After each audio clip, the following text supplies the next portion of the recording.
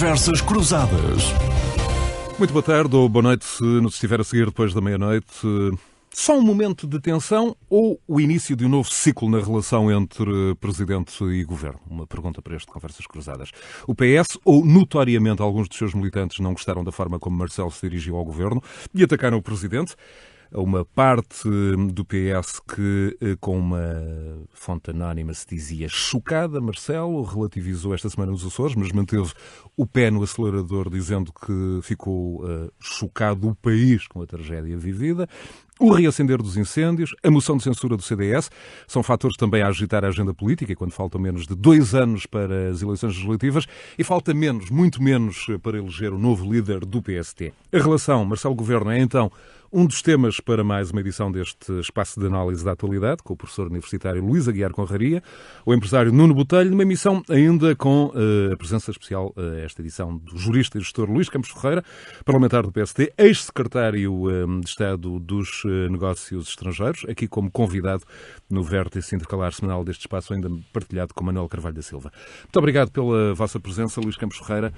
Vem aí uma nova fase na relação Marcelo Costa, o que seria, enfim, muito do agrado da oposição e pode mesmo marcar uma fase de reorganização da vida pública, muito em linha ou não, Luís, com a expressão fim de ciclo.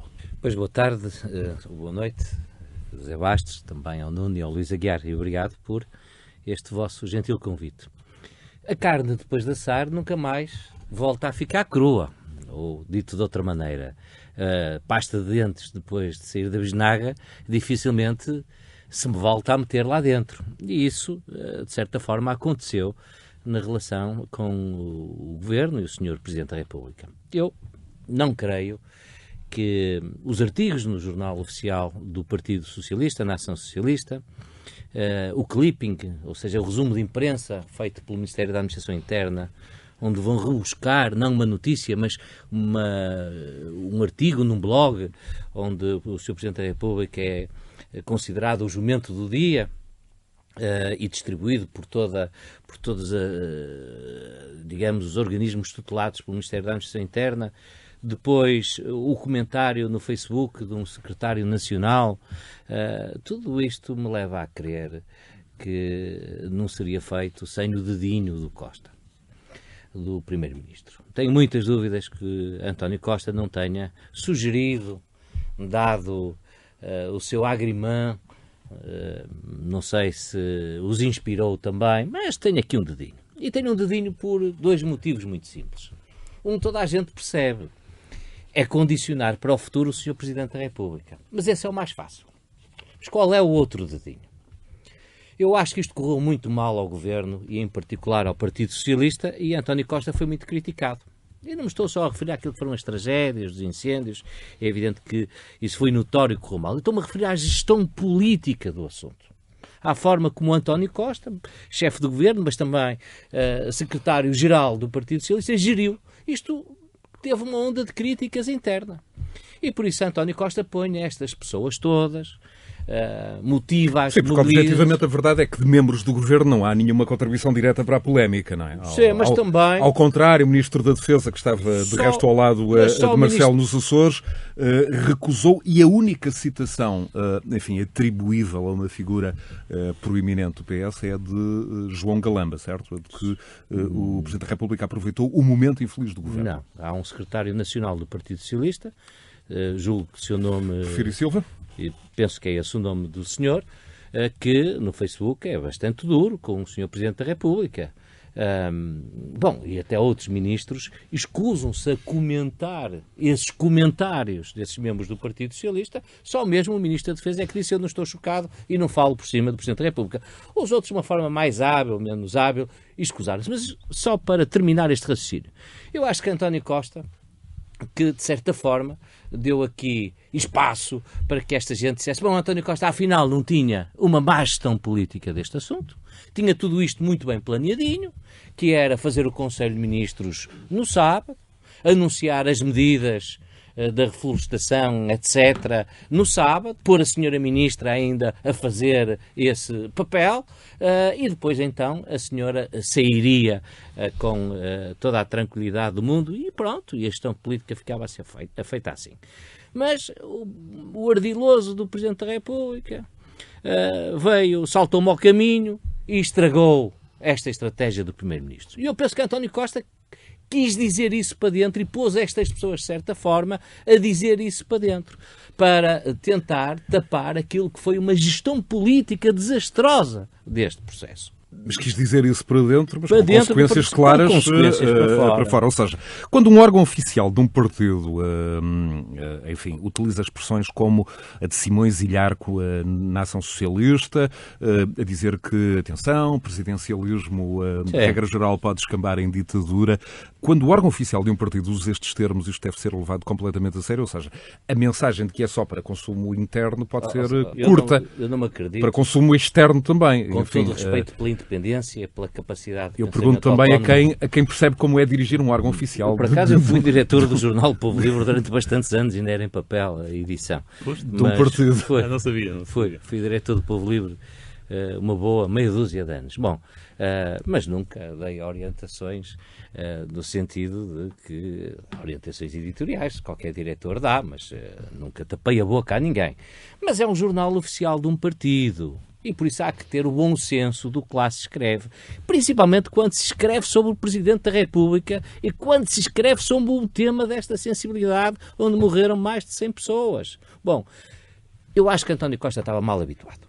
E habituou-se a que o Sr. Presidente da República fosse um permanente guarda-chuva, um permanente escudo de tudo o que o Governo fazia. E às tantas, António Costa sentiu que o Sr. Presidente era um jogador e que jogava na equipa do Governo, que jogava naquela equipa que ele comandava. E enganou-se. O Sr. Presidente da República é um árbitro, não é um jogador.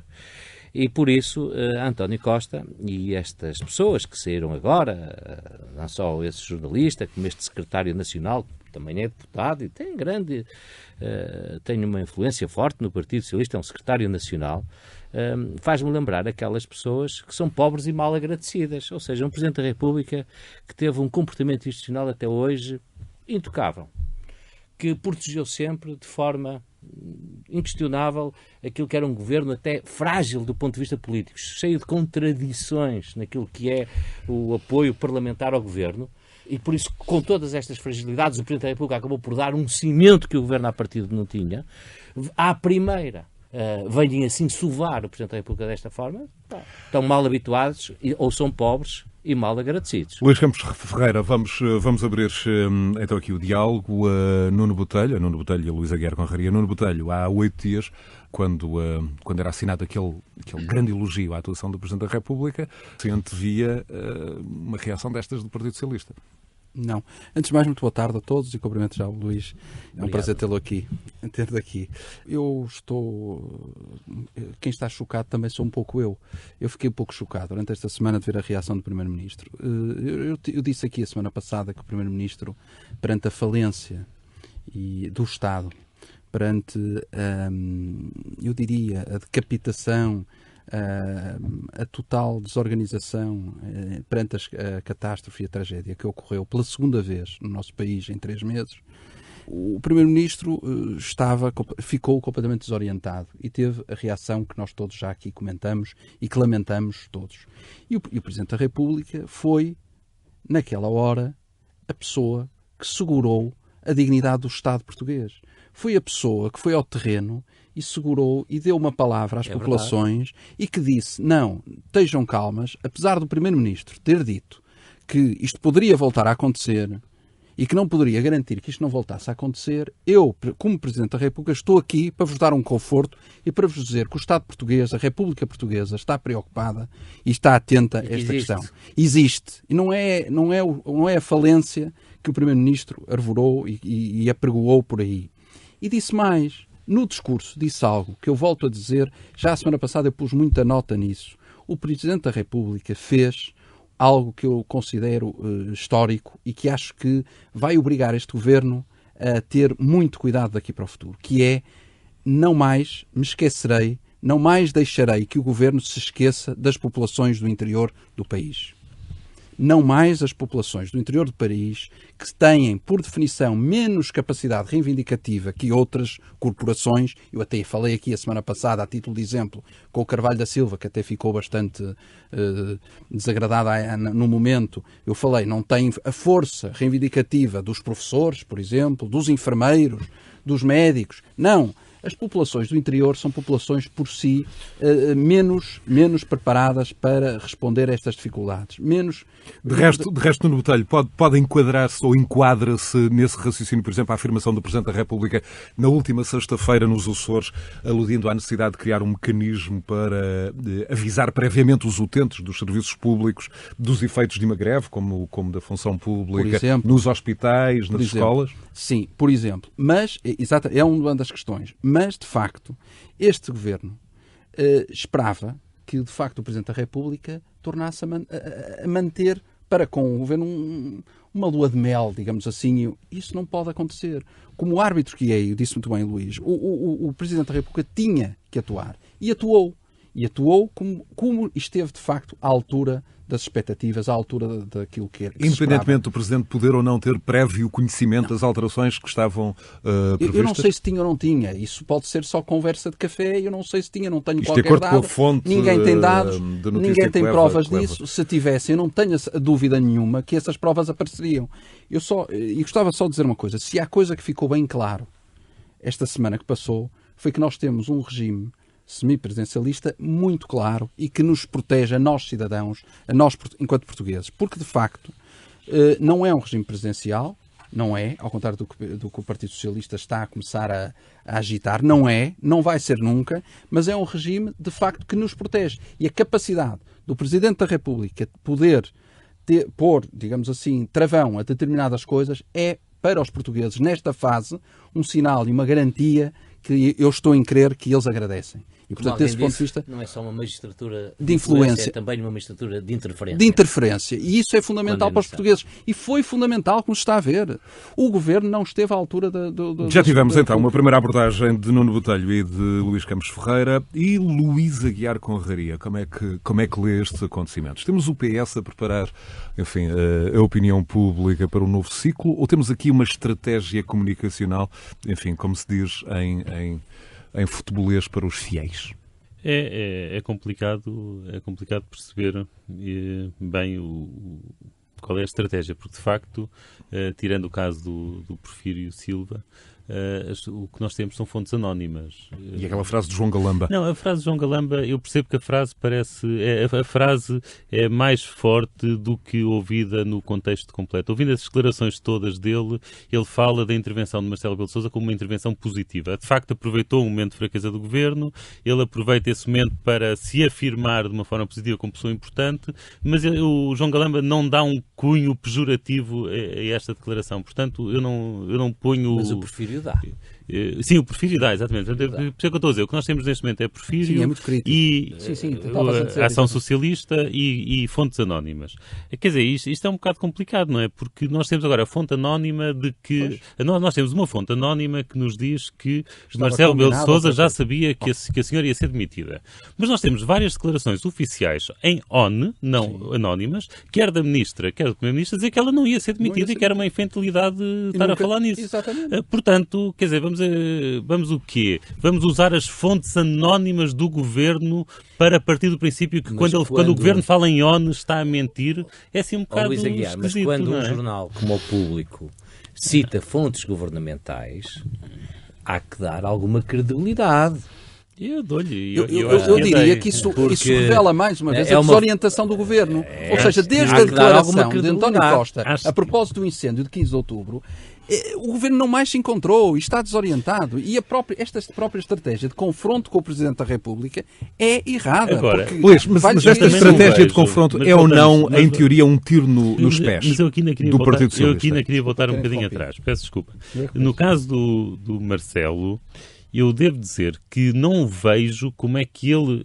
A ser verdade que ele soubesse que dentro de uma semana ou duas que a ministra ia ser substituída por um novo ministro, a ser verdade que ele soubesse, eu também não vejo como é que isso interfere com a sua declaração de segunda-feira. Isso. Eu não vejo nada de especial. E ele não disse a ministra tem de sair. Declaração de Oliveira do Hospital. Sim. Do discurso de Oliveira do Hospital.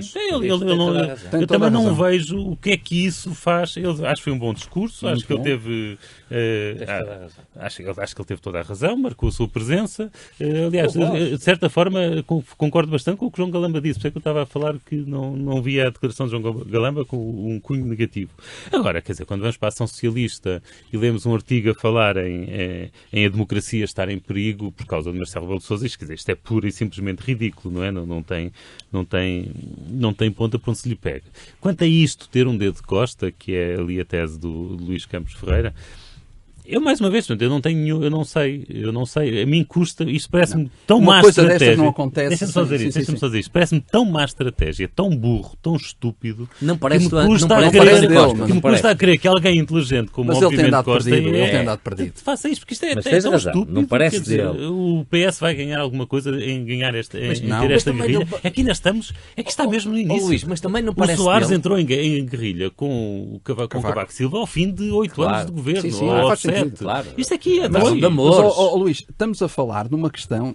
O governo está desorientado e António Costa, um político experiente, maduro, capaz, está a lidar, e já desde Pedrógão aconteceu isso. Já em Pedrógão aconteceu isso. Perante a adversidade, ele tem reagido mal. Sim. Não tem estado à altura daquilo que as pessoas normalmente esperavam dele. Mas a própria carta de demissão da senhora Ministra demonstra essa desorientação. É um uma desastre. carta que diz, eu queria me ir embora mas não há 4 meses. Não me sinto com capacidade. Uma carta a que o Luís Aguiar Conraria pessoal. E durante 4 meses a dizer, não, eu estou aqui. E o Primeiro-Ministro a dizer, a senhora tem todas as condições para essas ficar. Essas perguntas são infantis. Nós próprios até falamos aqui. E depois, ao fim de 4 meses, sai uma carta desta. Luís, como explicar então... Como explicar então... Não parece, é verdade. Como explicar então esta polémica? As tropas... Não há dúvida nenhuma. De repente fugiram ao controle do general. O que é que quadro é que explica? Eu acho que o general está desorientado. Eu acho que, obviamente, que neste capítulo o governo tem estado muito mal. E acho que também é natural que os militantes do PS e os apoiantes do governo se sintam como baratas tontas, sem saber muito bem como se agarrar e a quererem fazer politiquice em cima de uma tragédia deste tamanho. E, aliás, acho que até é sintomático que tão pouco tempo depois disto já estejamos, de facto, na pura politiquice de saber o que é que alguém disse em on e disse em off. Agora, eu volto a insistir no meu ponto de há bocado, que acho que o Luís não percebeu bem a ironia que eu estava a pôr no que estava a dizer, e estava a dizer que, bem, acho que não percebeu bem a ironia que eu estava a pôr, que é de facto complicado estar a comentar notícias que foram dadas em off pelo governo que desmentem aquilo que o governo disse em on. Quer dizer, isto é uma esquizofrenia demasiado complicada para comentar. Sim. E a ser verdade que as fontes são governamentais, então de facto estão completamente loucos. Se as fontes não forem governamentais, pronto, é alguém que anda a plantar notícias, algum militante do PS que também está completamente louco. Ora, seja como for, não se consegue perceber como é que isto seja uma boa estratégia para o Partido Socialista. Sendo que, ainda por cima, volto a referir, o Presidente da República esteve muito bem a semana passada e devolveu dignidade ao Estado. Eu volto a dizer, deu rede às pessoas perante a dificuldade. Olha, uma frase, acho que há uma frase muito boa do João Miguel Tavares, muito boa e que infelizmente revela estar errada, que é, num artigo também que ele escreveu na semana passada, que foi que Marcelo Rebelo de Sousa deu um grande carolo, uma grande sova no governo. Sim. E António Costa, como percebeu que tinha estado mal, ia perceber o raspanete e não iria levar a mal. Pois. Portanto, a ser verdade que entraram em modo guerrilha, a verdade é que os vistos não perceberam. Mas como tu dizes muito bem, em 40 anos de democracia, os primeiros ministros que entraram em guerra aberta com o Presidente da República nunca se deram bem. E este é um caso mais grave, porque este é o Presidente da República provavelmente mais popular e até com uma margem de progressão ainda de maior popularidade até às eleições. Vai ser um caso de estudo. E é um assunto onde, na realidade, toda a gente dá razão ao Presidente da República. Por isso é um erro. É isso que não é um erro. Tentando justamente... Não é política à Costa. Não é. Tentando justamente... Nem parece dele. Eu estou a elogiá-lo. Ao dizer isto, estou a elogiá-lo. Não parece dele. Tentando olhar em frente, Francisco Assis, já agora para benefício dos nossos ouvintes no programa da manhã manhã da Renascença às terças e às quintas às 9h20 e também, claro, no Público às sextas.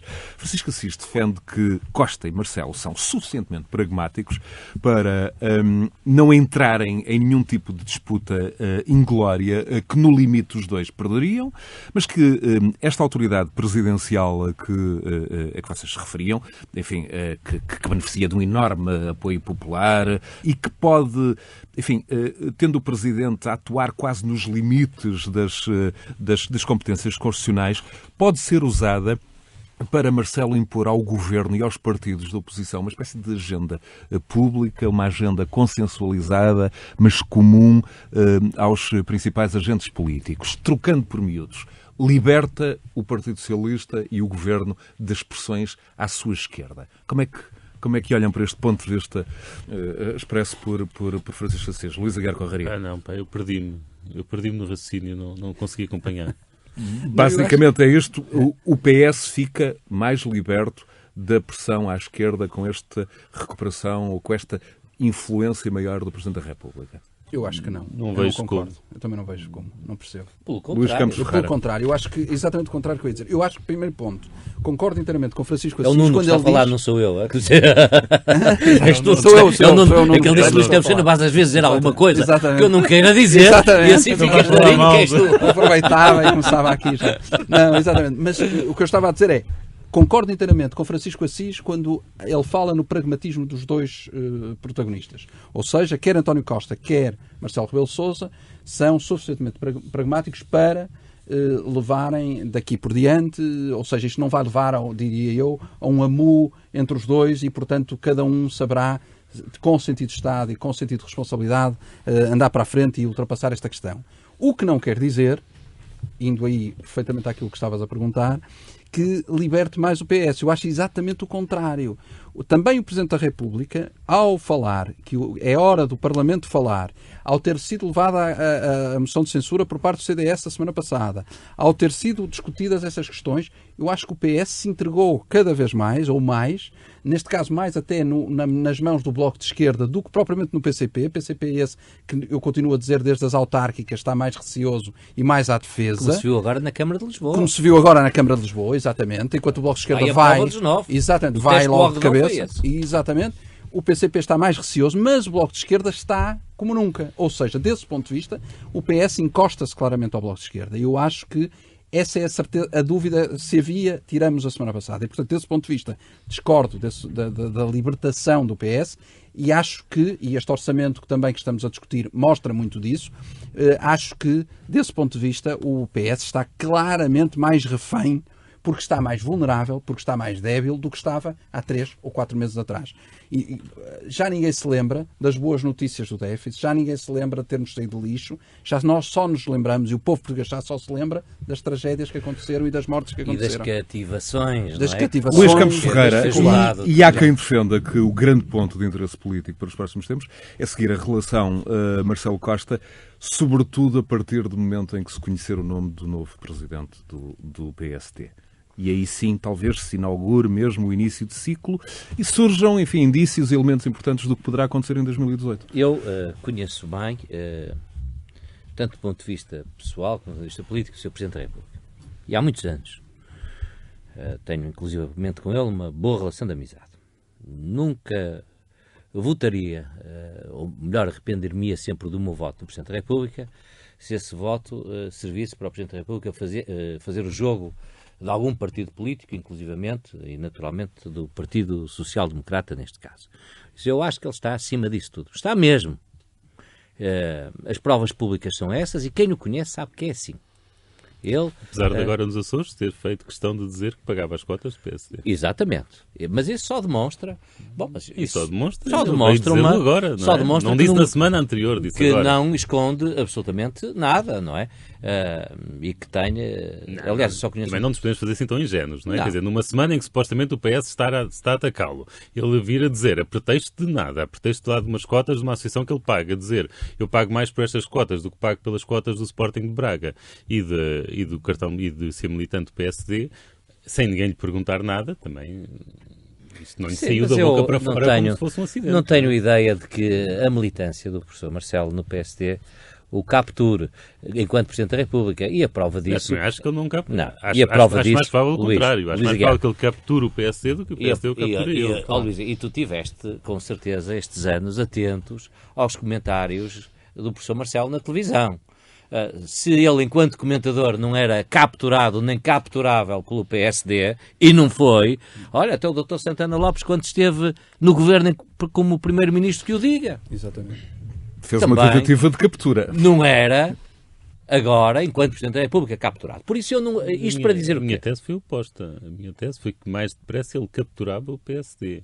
Não e tenho. olhando para aqueles, agora já que Sim. falaste, né, nas Sim. suas preleções semanais, parece-me que ele de facto capturou o PSD. O PSD, não o PSD, digamos a linha, os dirigentes do PSD não o queriam como candidato à presidência da República e ele impôs-se. Portanto, ele de facto capturou o PSD. Não, olha que eu não tenho essa ideia. O Passos Coelho chegou quase a fazer um discurso que só faltou dizer aceito qualquer um, exceto o Marcelo Rebelo de Sousa, não é? Quando ele fala dos cataventos e que não quer ter um catavento, nem comentadores. O apoio do Partido Social Democrata ao professor Marcelo foi notório, não podia apoiar mais, não, e até com muito entusiasmo e... eu não vejo, mas isto para dizer ao José Bastos o seguinte, não creio que o Sr. Presidente da República esteja à espera de uma nova liderança no PSD para dar um empurrãozinho ao governo. Nem um empurrãozinho, nem para fora, nem para dentro. Sim. Não vai mudar. E seja o Dr. Santana Lopes, é o tal seja o Dr. Rui Rio. Não se iludam. Não se iludam. Até pode parecer umas coisas, mas não se iludam. Vai tudo dar ao mesmo. Portanto, não concordam que essa seja uma data possível para o início de ciclo? Não. O que pode acontecer. A eleição do novo presidente do PSD. O que pode acontecer outra coisa é que um líder do PSD que aí venha seja mais aberto à criação de pontes com o Partido Socialista. E por isso, não digo até ao extremo de se realizar um bloco central governamental ou parlamentar, mas que, e esse era o ponto da tese de Francisco Assis, que seja mais aberto, mas até pelas declarações que tanto o Dr. Rio como o Dr. Santana Lopes têm feito, vão no sentido ambos de, bom, há questões estruturais em que nós nos podemos entender com o Partido Socialista, mas não passamos essa linha. Aliás, tem sido, o Dr. Santana Lopes, vi uma última entrevista, foi muito claro sobre essa matéria. O Luís Campos Ferreira vê essa possibilidade num destes dois candidatos conhecidos à liderança do PSD, em Rui Rio ou em Pedro Santana Lopes, a maior probabilidade desse tipo de aproximação ou... Eu acho que o Partido Socialista encostou muito ao Bloco de Esquerda e a um conjunto de políticas que não permitem ao PSD dar uma mãozinha. No entanto, há áreas, a melhora do funcionamento do sistema de justiça, o reforço das questões de segurança, em diversas áreas, inclusive na proteção civil. Há áreas estruturais e que saem do perímetro ideológico em que os partidos não se podem nem devem pôr de fora. E nessa medida acho que a mudança de liderança no PSD pode ajudar em que haja alguns entendimentos em algumas matérias. É evidente que sim. Como ajudaria se mudasse a liderança do Partido Socialista. Já agora, o influente militante social-democrata Luís Campos Ferreira vai declarar o seu apoio a que candidato?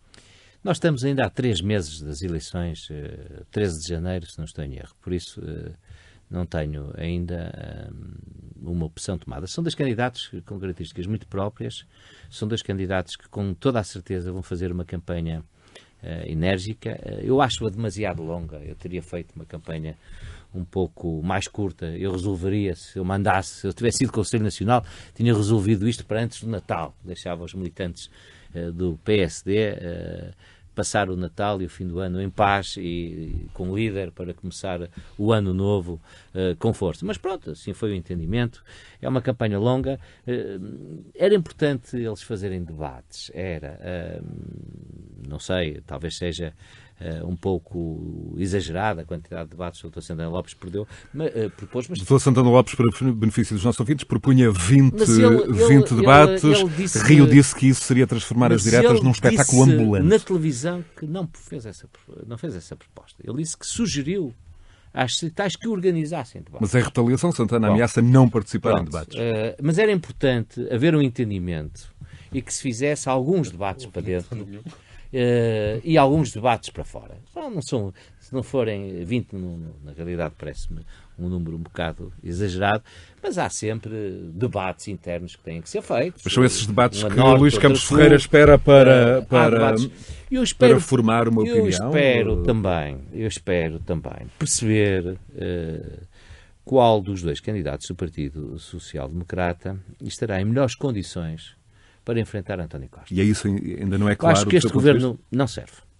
A questão fundamental é esta. Este governo do Partido Socialista, com este apoio parlamentar, é um governo que não faz reformas, que está cada vez mais a pesar o Estado do ponto de vista financeiro. Mas quanto ao militante social-democrata em melhores condições para ser Primeiro-Ministro? E não está sequer a aproveitar este bom momento económico, não é uma coisa extraordinária, mas é um momento económico muito interessante para fazer as reformas em alta, que é quando elas devem ser feitas, senão temos que as fazer em baixa, como se fez na altura da Troika, com as consequências e o impacto negativo que isso teve junto das pessoas.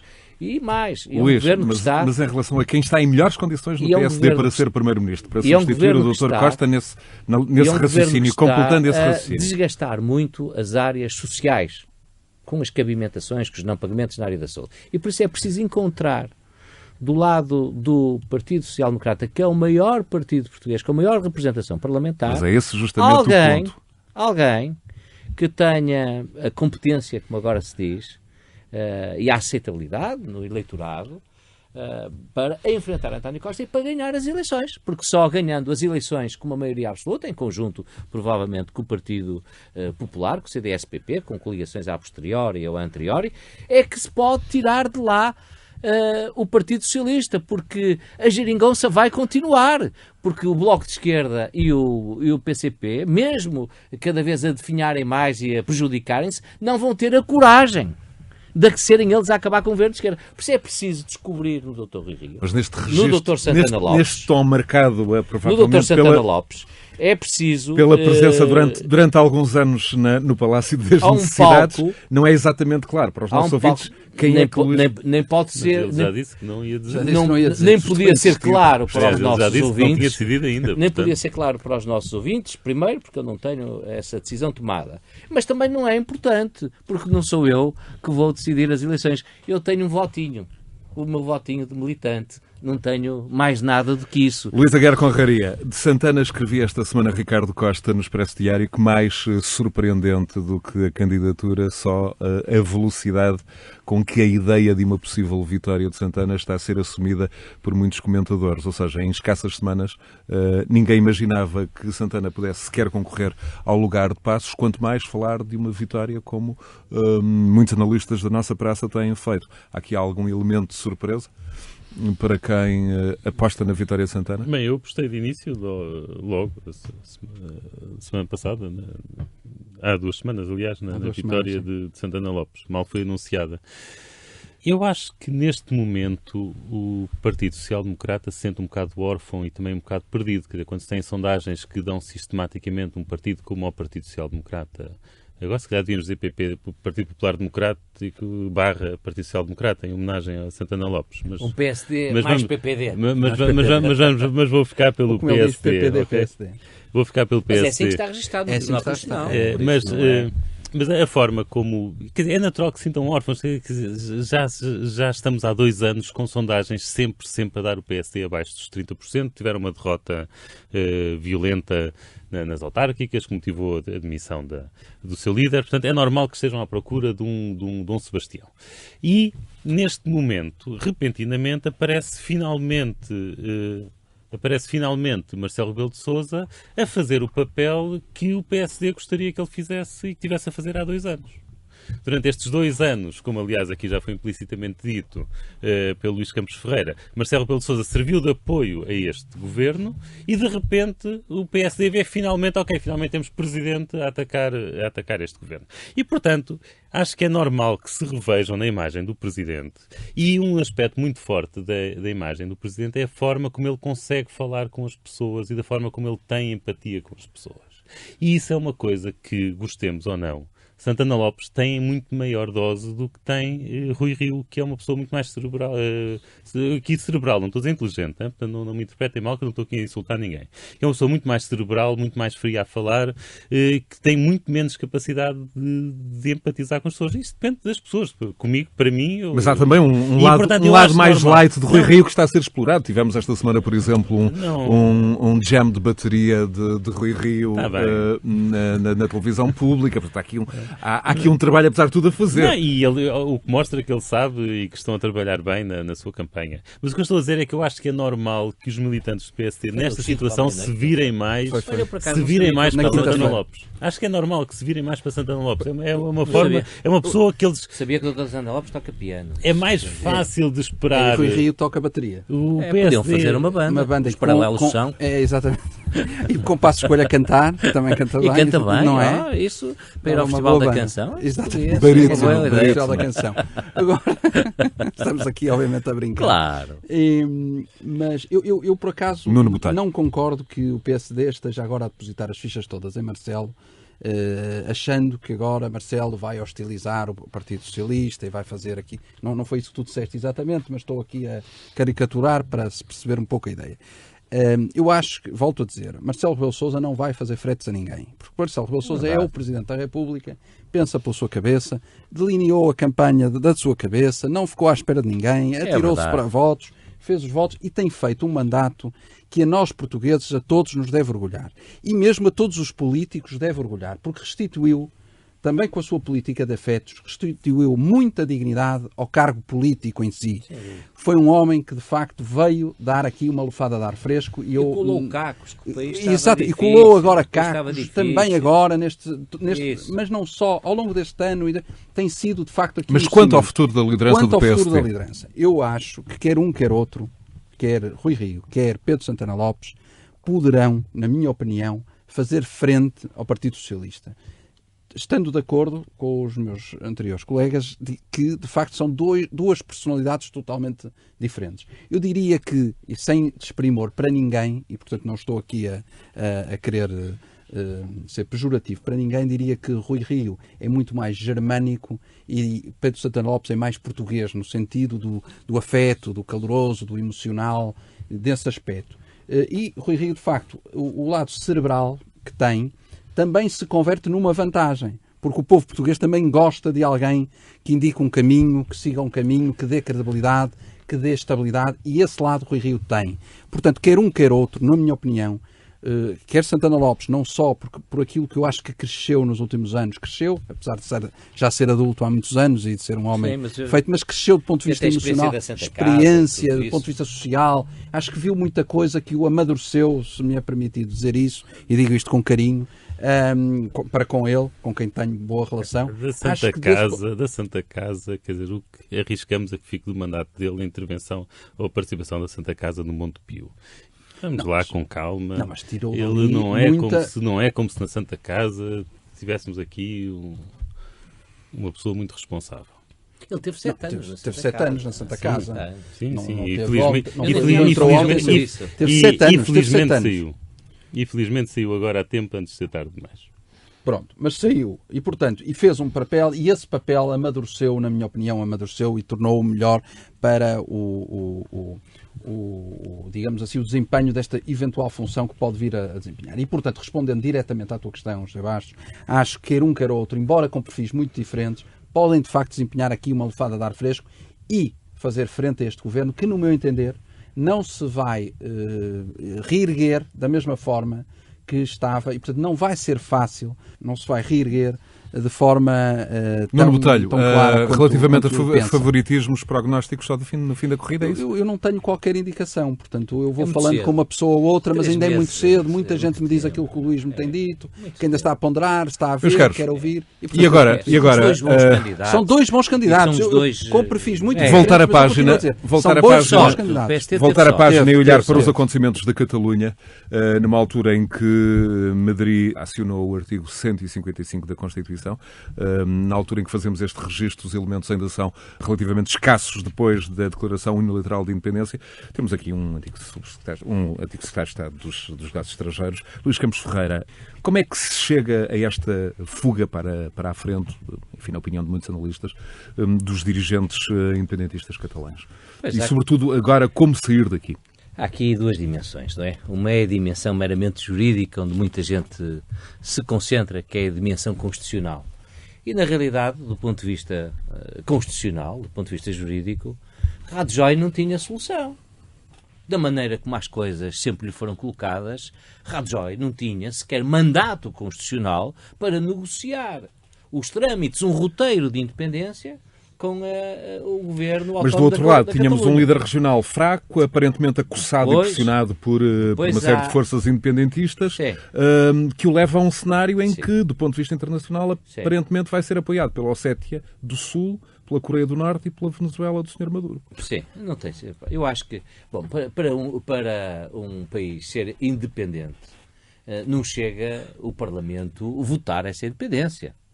Tem que ter um acolhimento internacional, como tu disseste e bem, tem que ter um acolhimento internacional, tem que ter um sistema de justiça, tem que ter uma moeda, ou seja, tem que ter um Estado que lhe permita executar, materializar essa independência.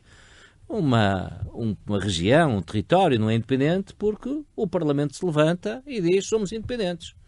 Bom, mas a dimensão jurídica, o Sr. Rajoy não tinha outra solução. Não tinha mandato. A dimensão política. Há sempre uma legitimidade inaugural, chamemos-lhe assim. Essa legitimidade inaugural... Há um significado político que não pode ser ignorado, é isso? Não pode ser ignorado. Bom, e até aqui o PSOE, em Espanha, tem tido um papel interessante e de alguma proatividade em tentar buscar soluções. Estabelecer pontos com Barcelona. Com os independentistas moderados e com aqueles que também têm uma visão moderada em relação aos independentistas da Catalunha. Mas, na realidade, estamos metidos, Espanha está metida aqui numa camisa de 7 varas, até porque a questão da federação não fica resolvida, porque na Catalunha também não querem o rei. Querem uma república. E por isso não se pode fazer aqui uma alteração constitucional e criar aqui uma espécie de Reino Unido. Não é, porque eles também dizem que não. O caminho, este caminho vai ser difícil, de intervenção através de 155 na Catalunha, porque vais ter que mandar nos funcionários, vais ter que mandar nas instituições, vais ter que ocupar edifícios. O Parlamento vai continuar a decidir, mas as coisas que o Parlamento decide são nulas, ou seja, não produzem qualquer Há todo um universo de questões, questões práticas para resolver. Só espero que as coisas não corram mal do ponto de vista daquilo que é a violência, não só verbal, mas também física. Eu até estou um pouco surpreendido pela positiva de ainda não termos entrado nessa zona. Bom, as eleições são essenciais. Fazer eleições na Catalunha, neste momento, é essencial.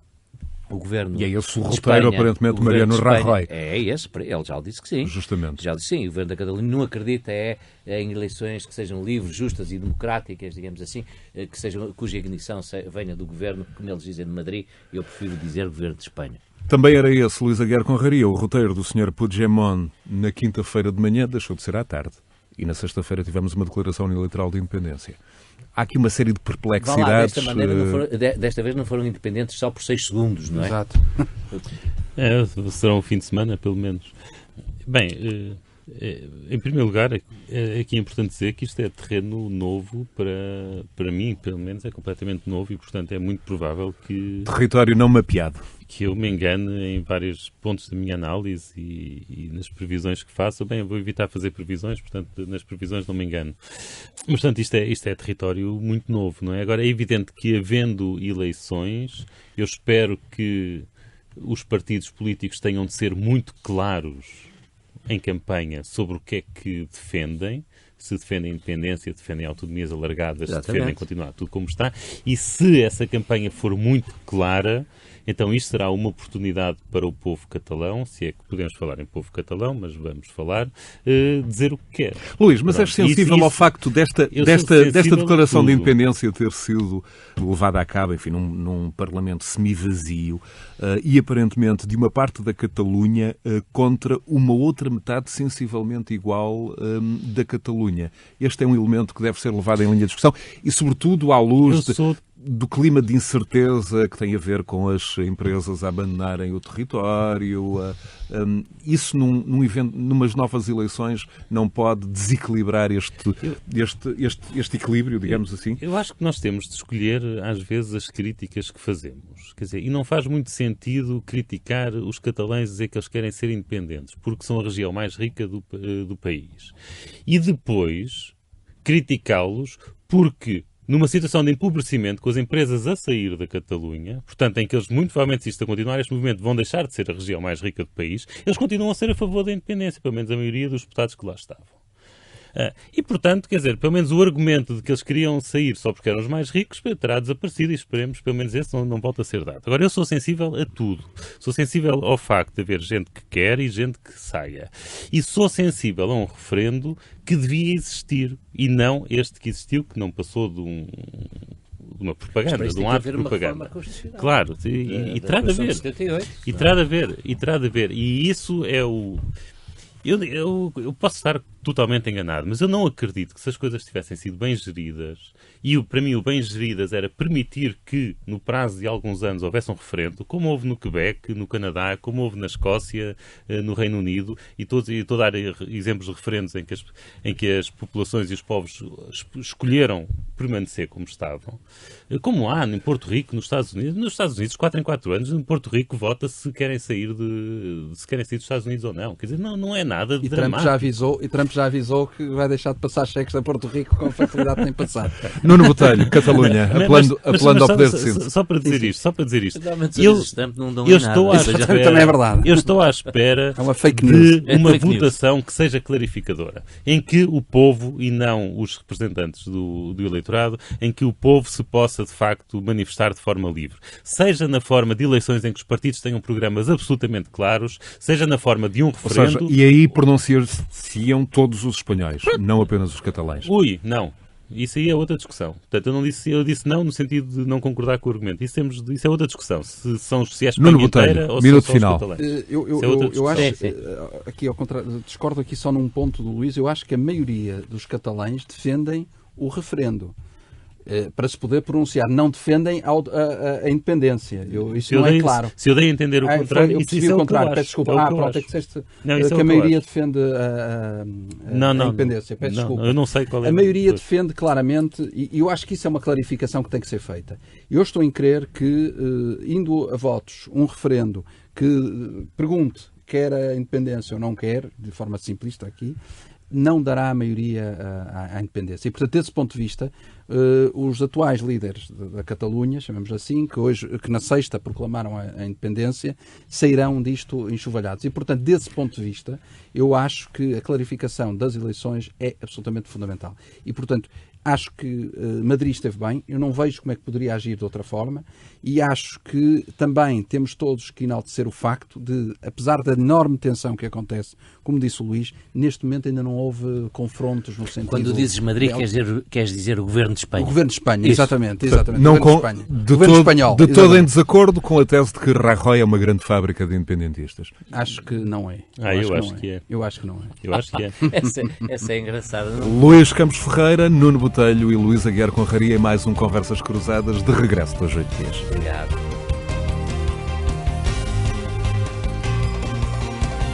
Conversas Cruzadas.